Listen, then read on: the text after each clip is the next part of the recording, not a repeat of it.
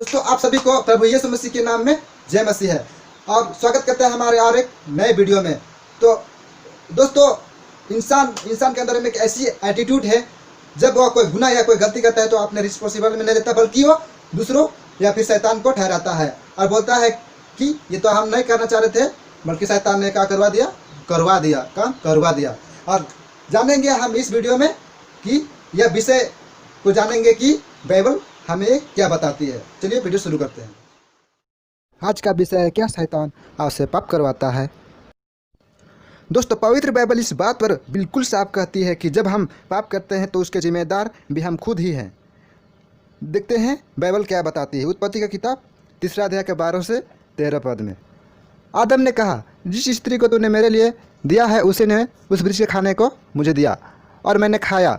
तब यहोवा परमेश्वर ने स्त्री से कहा, तूने ये क्या किया है। स्त्री ने कहा, सर्प ने मुझे बहका दिया तब मैंने खाया।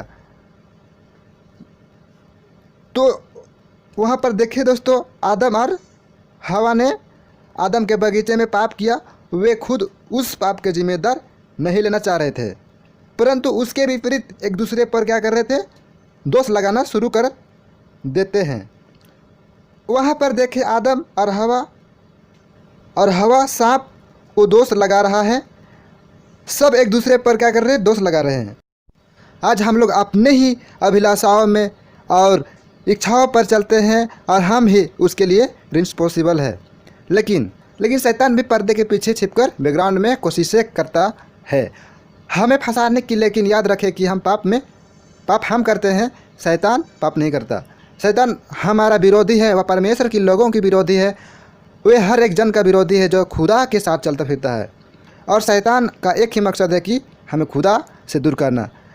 देखेंगे पौलुस प्रेरित इस बात पर क्या कहते हैं। याकूब का किताब उसका 1 अध्याय का 14 से 15 तक पढ़ेंगे। परंतु प्रत्येक व्यक्ति अपनी ही अभिलाषाओं से खींचकर और फंस कर परीक्षा में पड़ता है। फिर अभिलाषा गर्भवती होकर पाप को जानती है और पाप जब बढ़ जाता है तो मृत्यु को उत्पन्न करता है। दोस्तों पाप हमारे ही वे मुझे व्यस्त कर देता है,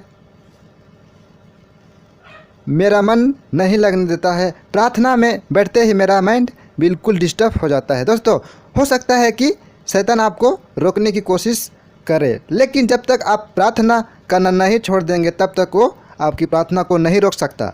आप खुद आपके एक्शन का लिए जिम्मेदार हैं। आप पूरे दिन तो सोते रहते हैं, फ़ोन में समय बिताते रहते हैं और फिर कहते हैं कि शैतान आपको प्रार्थना करने नहीं देता। मिस्टेक हमारे ही गलत फैसलों से होता है। जब तक आप वे सब नहीं करेंगे तब तक शैतान भी आपसे कुछ नहीं करवा सकता। अब कुछ लोग कहते हैं कि मैं प्रार्थना करना चाहता हूँ लेकिन शैतान मुझे करने नहीं देता। ध्यान रखिए, उस बात का जिम्मेदार आप खुद है। शैतान पर दोष न लगाए। दोस्तों आप इस बात पर ध्यान रखें, जब शैतान हवा के पास आया तो शैतान ने उसे प्रलोभन दिया, हवा की लालसा को बढ़ाया, उस फल के खाने के ढेरों बेनिफिट को बताया, लेकिन शैतान ने उस फल को तोड़कर उस हवा के मुंह में दे दिया नहीं। हवा ने देखा कि अच्छा है, उसे तोड़ा, खाया और फिर उसने खुद उसमें पाप किया और आदम को भी वह फल दिया। शैतान जब प्रभु यीशु मसीह के पास आता है तो प्रभु यीशु मसीह को खुद सारे प्रलोभन दिए। प्रभु से कहा कि तू पत्थर को रोटी बना दे, मेरे सामने झुक जाएगा तो पूरी दुनिया तेरे अंडर कर दूंगा। लेकिन प्रभु यीशु मसीह ने उसका एक भी बात ना मानी और प्रभु यीशु मसीह वहाँ बिल्कुल गुनाह से बचे रहे।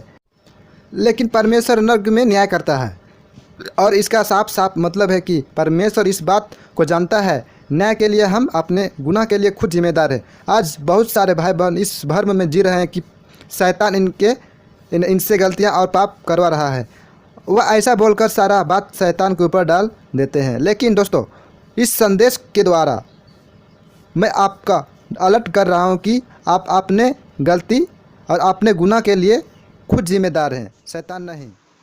तो दोस्तों आज के वीडियो में बस इतना ही।